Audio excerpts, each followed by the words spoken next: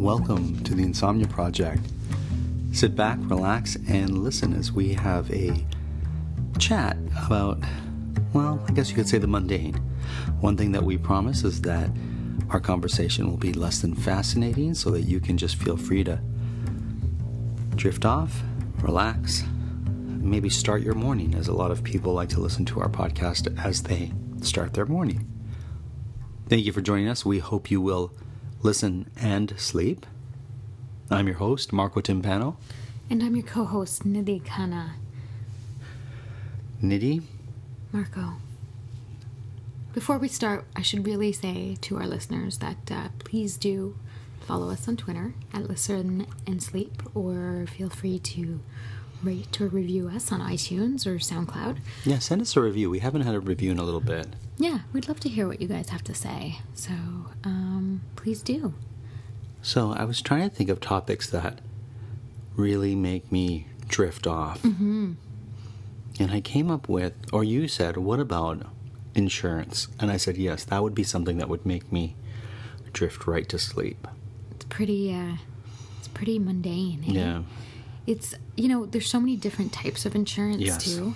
And I feel like if you talk to an insurance broker, that, there's a million more every day there seems to be another insurance to insure you against something. Sort of risk.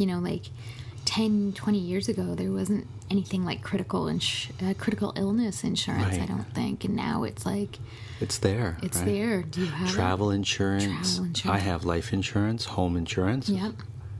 Motorcycle insurance. Mm-hmm. Automobile insurance. Yes, without a doubt. All of those insurances. Insurances or insurance-I? Oh, insurances, I think. I think it's insurances. And if you ever get a chance to read the details of an insurance policy, it's pretty mundane. It's pretty. It's when you start realizing all the things that you aren't covered for by reading those fine print details, it becomes quite eye-opening in a way. Sure. And there's certain insurance companies that will give you a discount if you have multiple insurances with them. Yeah, so your home and auto together, and then your credit cards sometimes have travel insurance built in. That's right. If you purchase with a certain gold or platinum card, you can get coverage on that, which is kind of neat, right? Yeah, absolutely. Did you know, Marco, that in ancient times, when the idea of insurance started or began to be considered, granaries were considered insurance. What do you mean? Well, think about it for a second. So, what do you mean by granaries? Granaries. Oh, granaries. Okay. Granaries, where you store wheat or seed. But the idea was that if you're going to have a famine because of a poor harvest, by having food in the granary kind of built up, you're protecting against the risk. And although it's not monetary risk the way it is today, back in ancient times, food was definitely a commodity and a valuable one at that. And so that's one form of insurance. So there's a lot of sort of non-monetary forms of insurance. Of course. It's funny because I remember reading or seeing something about, maybe it's even a myth, I can't remember, some ancient Egyptian, I don't even know, village or whatnot, that someone had a premonition, and so they made a lot of provisions like that, storing grain for a couple of years in a row, and then there was a huge drought within the land, and because they had the foresight to do that, they did well for themselves, kind of thing. So it's really interesting, right? Mm-hmm. I certainly know that when I'm traveling, I feel better when I have insurance with me. So I have to say that, like travel insurance and whatnot. Mm-hmm. And I used to actually double my insurance, which you're not supposed to do, but only because I didn't know I had coverage with my union. And so I would buy additional travel insurance. And so sometimes when you do that, you can nullify the other policy. So you've got to be conscious of that as well. Well, and did you know, so oddly enough, for a very brief period in my career, I worked on a travel insurance project. Oh, I didn't know that. Yeah, that's great. Very random. So most travel insurance policies don't actually have like air repatriation associated with it. Well, I don't even know what that is. So if you miss a flight? No. So let's say you get sick overseas and Sure. get admitted to the hospital and it's a critical illness. Your policy doesn't actually... So your policy will max out at a certain point, Sure. right? But there's nothing in most travel policies that speaks to actually bringing you home via air ambulance or something, like if you need transportation back. Wow. In a critical situation, there's nothing suggesting that. Most of them will say you have to take a commercial carrier. Wow. So just a little interesting thing to consider. That's something you should look at. Mm-hmm. Wow, that's fascinating. I know. But insurance, I think, was really started, like, not really started, but it really gained traction, I think, when for merchant vessels. So merchants would, or ship owners would take out a loan with the bank and would pay extra to cancel the loan if the ship got lost at sea or capsized or something. Wow. And so there you go. Let me ask you this. Mm-hmm. Do you ever play blackjack in casinos? Every now and then. Do you take insurance when the dealer shows an ace? Can you even do that? Yeah, it says it on the table, insurance. So what happens is if the dealer has an ace and you have 21, or you have an ace... Don't you win if you have 21? Yeah, but if the dealer has an ace, you can take insurance so that if they have 21, you don't lose your bet. Oh. Or you lose half your bet. Oh, I wish I would remember I didn't this. Know that. Yeah. It'll say insurance pays 2 to 1 or something. Oh, really? I thought you were joking. That's funny. So, yeah. Is that just for blackjack? Yeah, it's when you play blackjack. I don't know about other card games. There probably is. For certain other card games, there might be some sort of insurance. But it's if the dealer shows... Pretty sure if the dealer shows an ace... You can take some sort of, like, insurance. You can take insurance before the dealer shows their next card. Because if they have 21, you'll lose, right? But if you've taken insurance, you don't lose your bet, but you lose the insurance. And the insurance, if I'm not mistaken, is half the amount of your bet. Oh, I hope that's right. It might not be. I can't remember. Yeah, I'm sure. Well, if anyone out there knows about I'm sure there's blackjack insurance. You know what's funny, Nidhi? If I was playing, I would know immediately, right? Right. And it's always the because way. I'm not in front of the table and because I'm not playing, not that I play blackjack all the time. Right. Well, it sounds like you do. When you go to a casino, what are the games you like to play? You know what? I have to be honest with you. I'm not a big casino person. Okay. Because I find it, like, I'll play slots, but, like, I lose interest very quickly. After, like, $10 or something, I'll be like, I'm done. And I'm just, the idea of gambling at cards just doesn't, it doesn't seem like a fair fight to me, so it's not of interest, because I don't think That's because you haven't found the right game.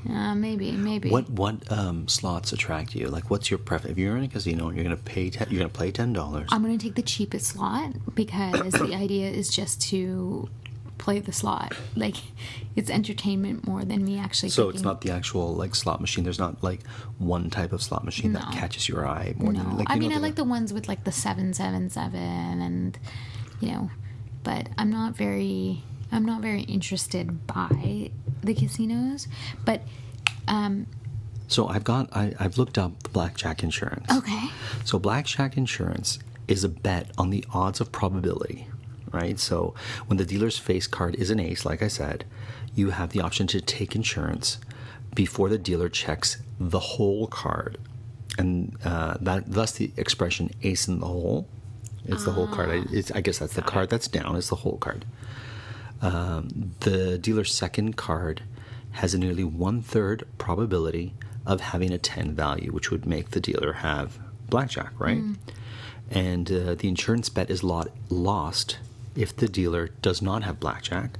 So if you've placed an insurance bet and he or she, let's say, shows an 8 on their whole card, then you lose your insurance bet. But you can still win or lose on your original bet. So I would then win if I was showing blackjack, or if I had an ace and he had an ace. So I guess you don't know if you have blackjack yet. So you know you have an ace and they have an ace. You take out insurance, that's it. They reveal their card. and let's say it's a 9, so they've got 20 at this point. You have an ace, you have blackjack, you win. You have an ace, you then show a 9, which means you have 20. You can push with the dealer, or take another card, hope you get a 1, and you have 21. Do you follow? You've glazed over. Yeah. So I guess the real question is blackjack insurance a good bet? Well, to me, it's pointless, right? What's the point of the whole point of black? I don't know. It seems a little bit like it's a little bit of a, how do we make even more money off of this? Well, according to this website I'm looking at, it says, although the odds are higher that you will lose the bet, some prefer to take the 1 out of 3 odds of winning 2-1 instead of losing their bet. So is it a good bet, they ask? Sometimes yes, sometimes no. I guess that's why it's a game of chance. So, as is with any insurance, right? I guess you're right. Like, do you ever take like the electronic insurance, like with computers and cameras and stuff that they try and when sell? you purchase something? Yeah. I take the extended warranty sometimes. So, for example, on my computer, I did take an extended warranty. I know that like these big box electronic stores will have insurance on certain things, but sometimes it's not worth it. Sometimes it's like, I don't know if I'm even going to care in 5 years' time if this item goes kaput, let's say. But no, I generally don't. I have a friend who used to work for one of those big box stores, and he got, I guess it was in Canada. There's like a investigative series called like CBC Marketplace. I love that show. It's definitely CBC Marketplace.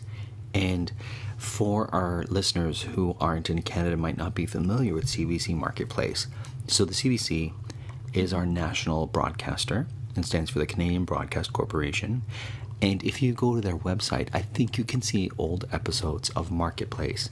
And if you're someone who's a consumer who is interested in learning about, companies that try to do fraudulent things or how to get back at companies that wrong the consumer, I really recommend you go and look at Marketplace. Nidhi, if I was to turn on my television and show you the PVR, you would see at least 5 episodes of Marketplace on there. I believe it. I love Marketplace. We've had this discussion before, but when it comes to like you standing up for the consumer, you are not afraid to tweet at anybody who wrongs you, and I encourage our listeners to see and check out some of Marco Timpano's tweets to various company I'm organizations. definitely a squeaky wheel. But it's anyways, great. You were saying you had a friend. So he worked for one of those big box stores that CBC Marketplace actually did a story on about like in extended warranties and insurance, and we were laughing and this was years ago, but he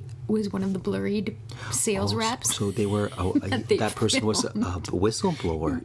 No, it was, they were doing like a customer. They pretended to be a customer, and I guess they had like a camera in the lapel or something or whatever.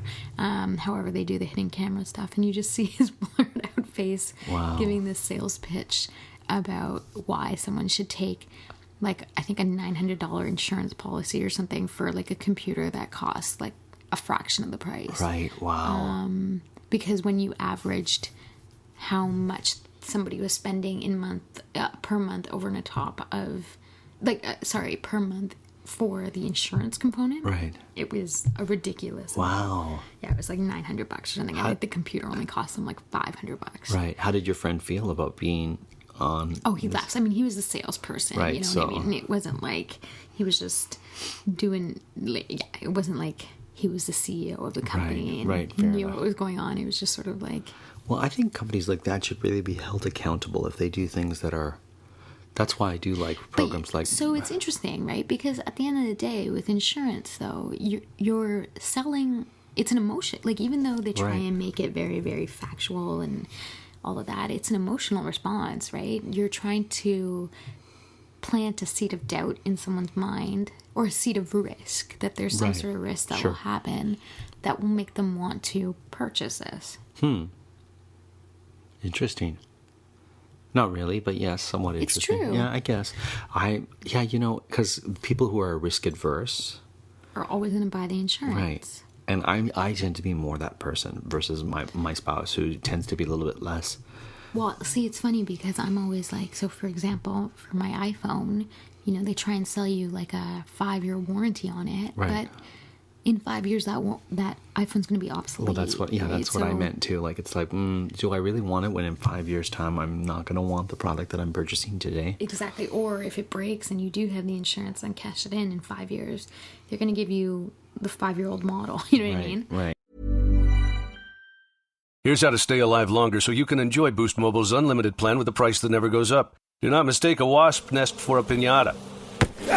Stay alive and switch now at Boost Mobile. After 30 gigs, customers may experience slower speeds. Customers will pay $25 a month as long as they remain active on the Boost Mobile Unlimited plan. We live in a culture obsessed with dieting, weight loss, and exercise. And that can make eating disorder behaviors easy to miss. But the reality is, eating disorders are serious mental illnesses that take a major toll on your health and your life. But recovery is possible. Eating disorders are more common than you might think. Chances are you know someone who is struggling with one. Or maybe you're struggling yourself. If you're concerned about an eating disorder in yourself or a loved one, I want to introduce you to Equip. Equip is a fully virtual, evidence-based eating disorder treatment program that helps patients achieve lasting recovery at home. Every Equip patient is matched with a multidisciplinary care team that includes a therapist, dietitian, medical provider, and mentors. And you get a personalized treatment plan that's tailored to your unique goals and challenges. Equip treats patients of all ages and all eating disorder diagnoses. It's covered by insurance, and there's no wait list. If you think that you or a loved one could be struggling with an eating disorder, don't wait to get help. Visit equip.health to learn more. That's equip.health.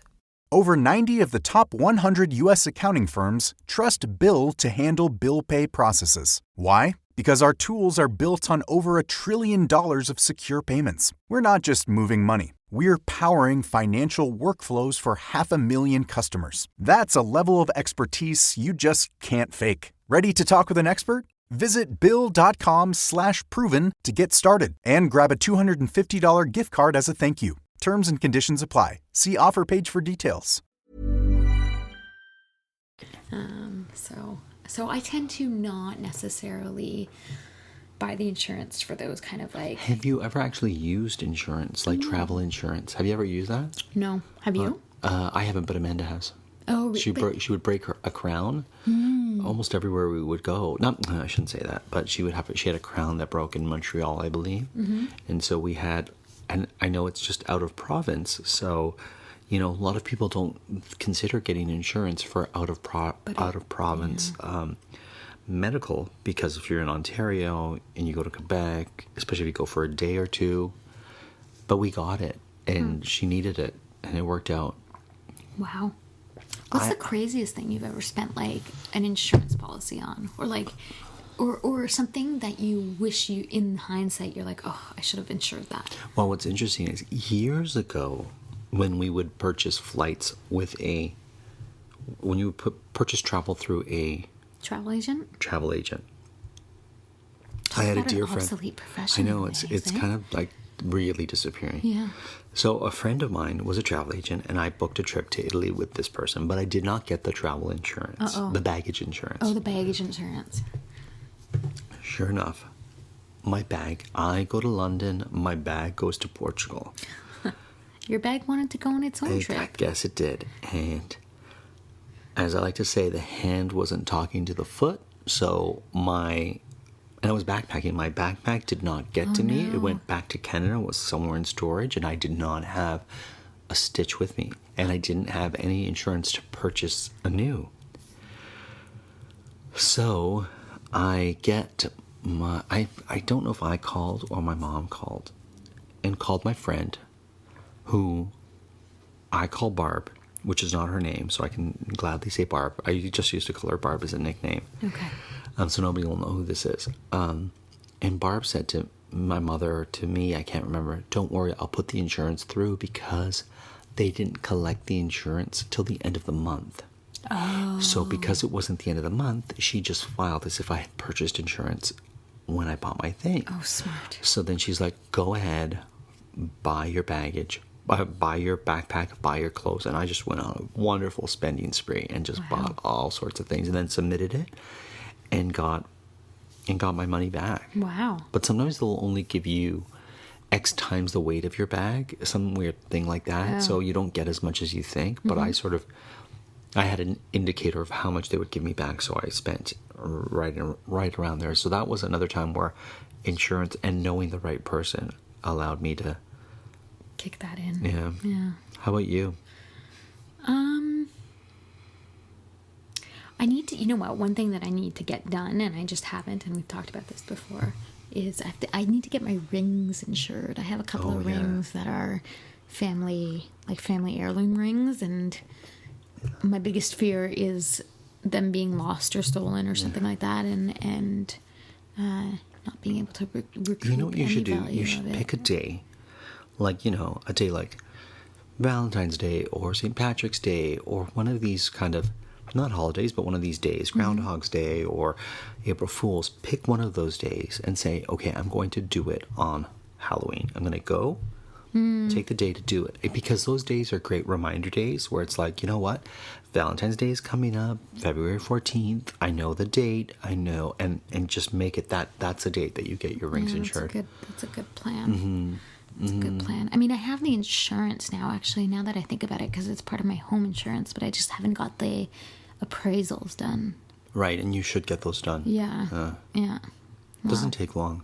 No? Not really. And it's not, if you go to the right place, it's not that expensive. Yeah.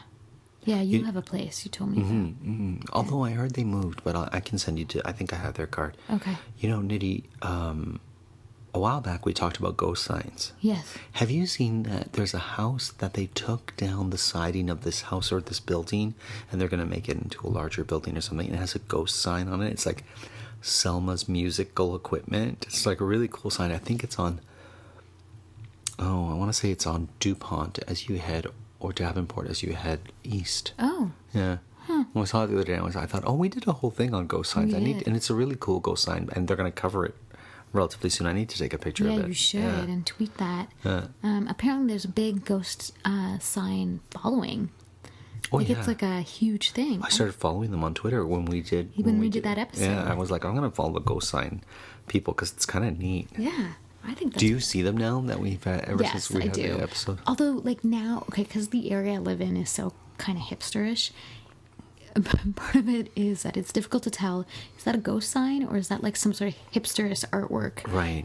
Throwback type of thing. Yeah, because there's a couple of cool restaurants in the city that what they've done is they've taken down the old signage that was there, and it revealed really old ghost signs. And then do you remember we went to this restaurant and it was like an old deli and it says Czech on it because it was a Czechoslovakian deli at the time. It's like something. Do you know? And it's a cool little. I don't think that's there anymore. Oh, it's not. Or it maybe it's there, but new owners. Okay. I can't remember, but yeah. You know what I'm talking about? Yeah, that's a ghost sign. Yeah. I think they're pretty cool. I do notice them more now. I think on I'm just mentioning these streets. Nobody unless you live in Toronto, or even if you don't live in my area, you might not even know the street. But on Oakwood, there's a bar restaurant that's called the Hardware Store, and I guess it's an old hardware store sign that they just kept up as the sign for the store, which is a bar and a restaurant. Yeah, I guess. Yeah. I think that's pretty cool. I was just thinking, commercial insurance. How crazy would that be? How crazy expensive do you think it is to have restaurant insurance? Oh, that's a great question. It's a really great question. Well, you know, there's a lot of insurance on sets and stuff when you're filming something. So, did you see the movie The Hateful Eight? Tarantino's Hateful Eight? I haven't seen it yet, but I know of it. Okay, so they took insurance on this old, I want to say it's fiddle or a violin. Okay. And they got it from a museum, so it was like this really famous instrument. Right. And I forget her name, the woman who's in it, plays it at some point. And then Kirk Russell takes it and he smashes it, right? Yeah. And he didn't know it was a precious instrument. So while they were filming the scene, he just grabbed it and started smashing it as indicated in the script, right? Luckily, they had insurance on it. But the museum was like, what? How did you destroy this priceless. Beautiful, priceless object. Yeah. Oh my goodness. Isn't that, yeah. Wow, that's you think someone would have told him that? You would think, right? But I guess he wasn't aware. I don't think he would intentionally destroy an instrument. No, I'm sure not. Mm-hmm. Yeah. I don't know. Insurance is one of those funny There's things. pet insurance too. Do you have pet insurance? I don't. I considered strongly getting it, and then I just didn't. We had it for my parents' dog, and it actually paid for itself, or like was an even split. Like when you would go and take the pet for a checkup, and it would give you half the money back. And so if there was some medication that the dog needed, we would get paid back for it. So I think what they ultimately spent, they sort of broke even on.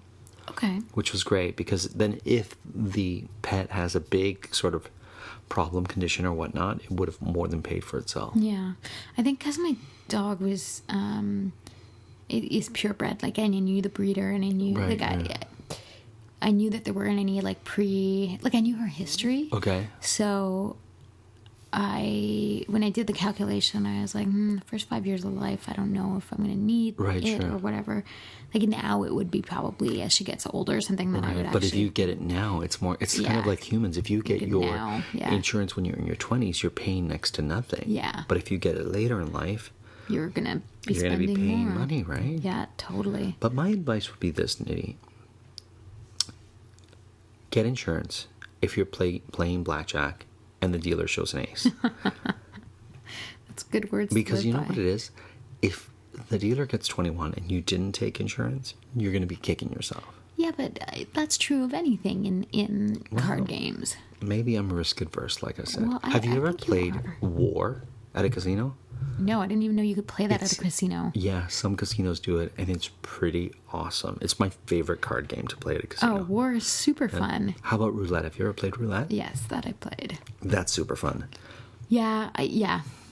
If you find a table that isn't an expensive table, you can play for a while and just put your money chips on everything, all kinds of colors, and and there you go. You're at it. Well, listen, we hope you enjoyed this episode that covered insurance and casino games. I don't know how we blended the two, but we certainly did. We managed. It was good. And as always, we are produced by Drumcast Productions, and we're recording here in Toronto, as you can tell by all the Toronto shout-outs of street names that we did on this episode. Like I mentioned at the beginning, feel free to tweet us at Listen and Sleep, or to rate and review us on iTunes or SoundCloud. And until the next time, we hope you listen and sleep.